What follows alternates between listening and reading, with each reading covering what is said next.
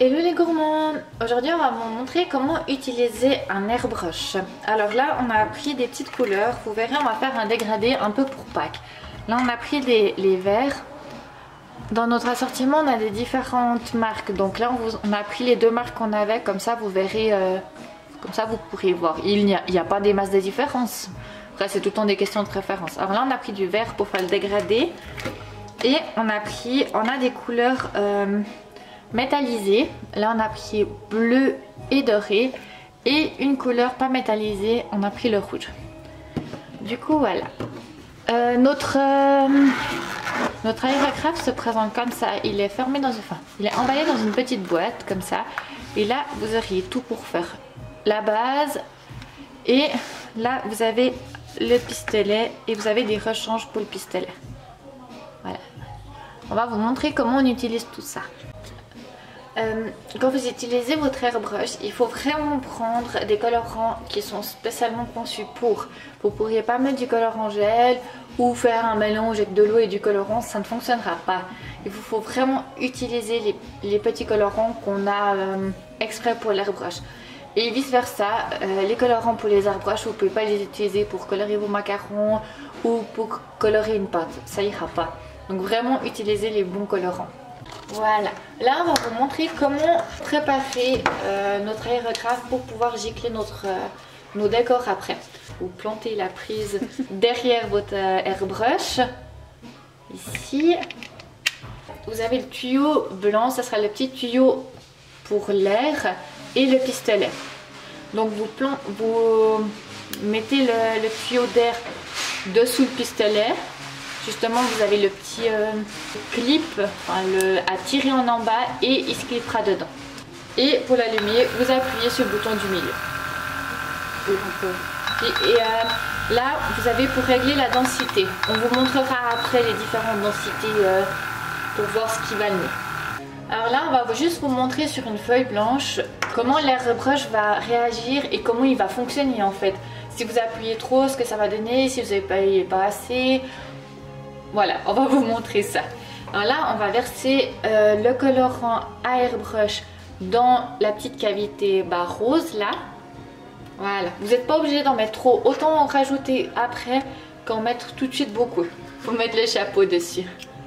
Comme ça, vous n'en aurez pas plein partout. Et voilà, alors maintenant on allume notre aérographe et là on va vous montrer les différents effets, ce qu'il faut faire, ce qu'il ne faut pas faire avec notre airbrush. Jenny est en train de faire maintenant, il faut juste tirer la petite molette en arrière contre vous. Et puis si vous appuyez beaucoup, vous voyez ça fait des gros tas. Et là si vous faites tout doucement, vous pouvez faire des jolies petites lignes, enfin des trucs un peu plus fins. Regardez là, elle fait des petits dessins.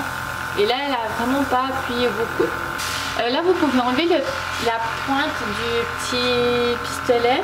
C'est encore plus net. Ça sera encore plus fin et plus net. Du coup vous pouvez encore faire des plus jolis petits dessins. Elle va vous montrer Jenny, si vous allez tout près, regardez ça va faire comme avant si on appuie trop. Ça va faire vraiment un gros tas pas joli. Il vous faut vraiment laisser un petit peu d'espace entre votre gâteau, votre décor pour pouvoir gicler pour que ça donne vraiment un truc net et tout joli. Là elle a fait 2 petits points, ça elle était tout près et là elle a laissé un petit peu d'espace, vous voyez c'est beaucoup plus net. Voilà, maintenant on va passer au décor du dessus de notre gâteau. Juste quand vous changez de couleur dans votre aérographe, toujours bien le nettoyer entre deux. On a un petit produit qui s'appelle un nettoyant aérographe que vous pouvez trouver sur notre boutique en ligne pour nettoyer votre aérographe comme il faut. Vous mettez juste un petit peu, une petite goutte dans votre aérographe, dans le petit récipient et vous giclez. Comme ça il sera tout propre et vous pourrez continuer avec des jolies couleurs pour après. Et voilà, et là vous pouvez gicler sur un bout de papier ménage et comme ça vous verrez que il viendra tout propre. En fait il faut vraiment que quand votre airbrush soit tout propre, il vous faut vraiment bien gicler, rajouter un petit peu de produit, regicler, remettre un peu pour qu'il n'y ait vraiment plus de couleur sur vos papiers ménage. Quand notre airbrush est tout propre, donc on va pouvoir passer au décor de notre gâteau. Pour ça, on a utilisé justement, je ne sais pas si vous voyez bien, un chablon de Pâques. Alors on va poser le chablon au milieu de notre gâteau comme ça. Et grâce à des différentes couleurs, on va donner des effets sur notre gâteau. Comme ça on pourra refaire sortir les détails, style les petits lapins, les œufs, l'écriture. Et comme ça, vous verrez qu'avec différentes couleurs, et c'est tout, avec différentes couleurs, on peut donner un truc tout chou, tout mignon. Et qu'au final, c'est tout simple d'utiliser un airbrush puis d'avoir un gâteau tout joli. Alors là, sur un gâteau plat, il faudra juste tenir un petit peu votre pochoir pour pas que ça s'envole. Sinon, vous pouvez mettre deux petites aiguilles de chaque côté pour que ça tienne. Mais là, vous pouvez le tenir avec votre main et tout, vous risquez rien. Alors là, maintenant, on va commencer à faire quelques petits détails en couleur orange. Alors toujours dans le même principe, il ne vous faut pas trop appuyer et pour avoir des détails vraiment précis, nets et jolis.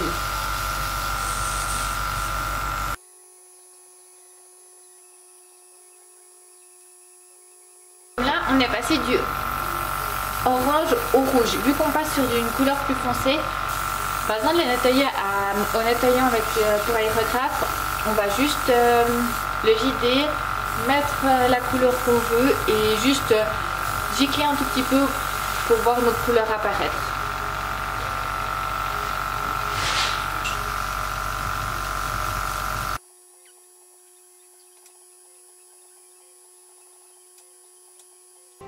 Et voilà, notre gâteau est décoré. Là vous pourrez enlever délicatement comme ça votre chablon et vous verrez apparaître un joli décor.